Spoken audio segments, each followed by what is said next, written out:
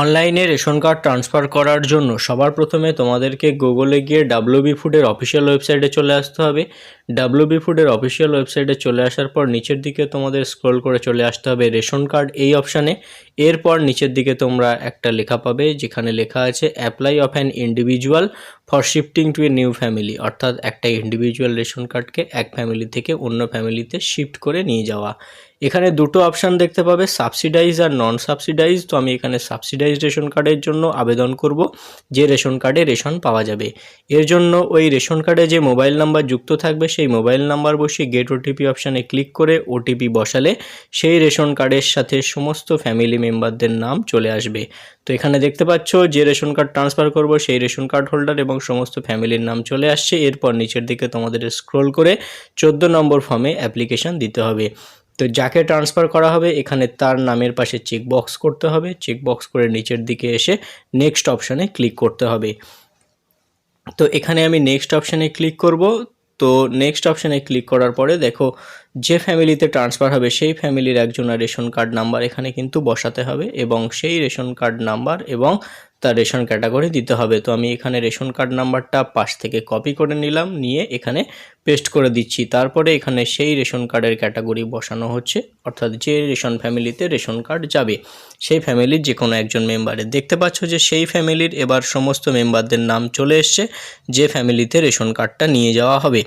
তো সেই রেশন কার্ডের সমস্ত ফ্যামিলি মেম্বারগুলোর নাম এখানে দেখে নেবে এবং যাকে হেড অফ দ্য ফ্যামিলি করবে বা মেয়েদের বিয়ের ক্ষেত্রে হাজব্যান্ডের নাম এখানে যেন অবশ্যই থাকে এটা একবার চেক করে নেবে।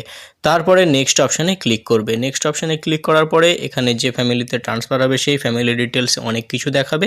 এখানে কোনো অপশানই তোমাদেরকে ফিল আপ করার দরকার হবে না। এখান থেকে সোজা স্ক্রোল করে নিচের দিকে তোমরা চলে আসবে। নিচের দিকে চলে আসার পরে দেখো select head of the family, অর্থাৎ এখানে head of the family select করতে হবে।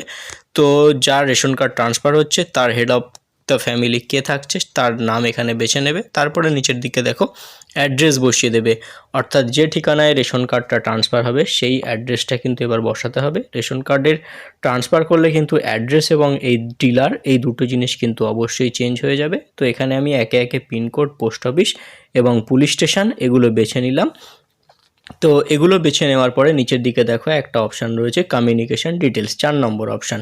তো কমিউনিকেশান ডিটেলসে অবশ্যই তোমাদেরকে একটা মোবাইল নাম্বার দিতে হবে। তোমরা চাইলে প্রাইমারি মোবাইল নাম্বারটাও রাখতে পারো, কোনো অসুবিধা নেই।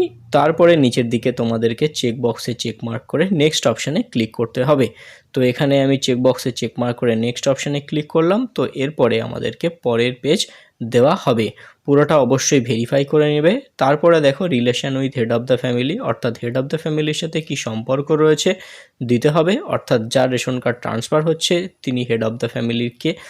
তো তার সাথে হেড অফ দ্য ফ্যামিলির আমার এখানে হাজব্যান্ড ওয়াইফের সম্পর্ক, তো আমি সেটা বসিয়ে দিয়েছি। তারপরে দেখো reason for shifting to a new family, কী কারণে ট্রান্সফার হচ্ছে।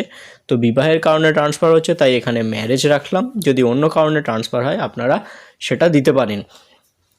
তারপরে কিন্তু সাপোর্টিংয়ে ডকুমেন্ট আপনাদের দিতে হবে। বিবাহের ক্ষেত্রে এখানে ম্যারেজ সার্টিফিকেট আমি আপলোড দেবো। যারা বিবাহ ছাড়া অন্য কোনো কারণে রেশন কার্ড ট্রান্সফার করবে তারা কিন্তু যে ফ্যামিলিতে ট্রান্সফার হচ্ছে সেই ফ্যামিলির হেড অফ দ্য ফ্যামিলির সাথে একটা রিলেশন প্রুফ দেখাতে হবে, তাহলেই কিন্তু ট্রান্সফার করাতে পারবে। তো এখানে ডকুমেন্টটাকে আপনাদের জেপিজি ফরম্যাটে 100 কেবির মধ্যে আপলোড দিতে হবে। তো এখানে আমি ডকুমেন্টটা স্ক্যান করে নিচ্ছি। তো আমার ডকুমেন্ট এখন এই মুহূর্তে স্ক্যান হচ্ছে। ডকুমেন্ট স্ক্যান হয়ে যাওয়ার পর এখানে আমি ডকুমেন্টটাকে আপলোড করে দেব। তারপরে আপলোড করার পরে নেক্সট অপশানে ক্লিক করব।